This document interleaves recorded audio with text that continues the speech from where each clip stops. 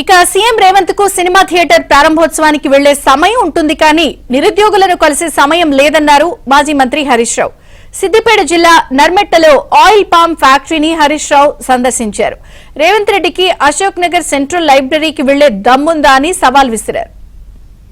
Cinema talkies ఎవరు అశోక్ నగర్ లో పిలిచిందట, ribbon కత్తించినందుకు Ashok Nagar పోతుంది సినిమా టాకీస్ ఇనాగరేషన్.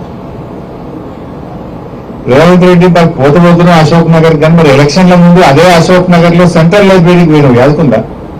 నువ్వు రాహుల్ గాంధీ కలిసి అశోక్ నగర్ లో ఆ సినిమా టాకీస్ పక్కకే సెంట్రల్ లైబ్రరీ ఉంటుంది. అక్కడ మెట్ల మీద కూర్చొని బిడ్డ మాకు తెలంగాణ మాకు గవర్నమెంట్ వచ్చినట్టు చేయి, మా గవర్నమెంట్ వస్తే కాంగ్రెస్ ప్రభుత్వం రాగానే 2 లక్షల ఉద్యోగాలు ఒకటే ఏడాది ఇస్తా అని మాట ఇచ్చేచ్చు. నువ్వు మరొక్కసారి పోయిరారా అందాక సినిమా టాకీస్ రిబ్బన్ కత్తిరించినాక ఒక్కసారి అశోక్ నగర్ సెంట్రల్ లైబ్రరీకి పోయిరారాదు?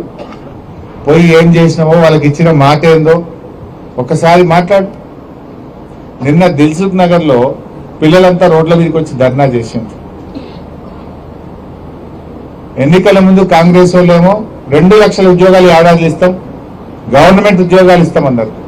నిన్న అసెంబ్లీలో మంత్రి శ్రీధర్ బాబు గారు చెప్తున్నారు, గవర్నమెంట్ ఉద్యోగాలు ఏడుంటాయి భయ్, ప్రైవేట్ లో నౌకరీ చేసుకోపోయి అందరి గవర్నమెంట్ ఉద్యోగాలు ఇచ్చి సాధ్యమవుతుందా?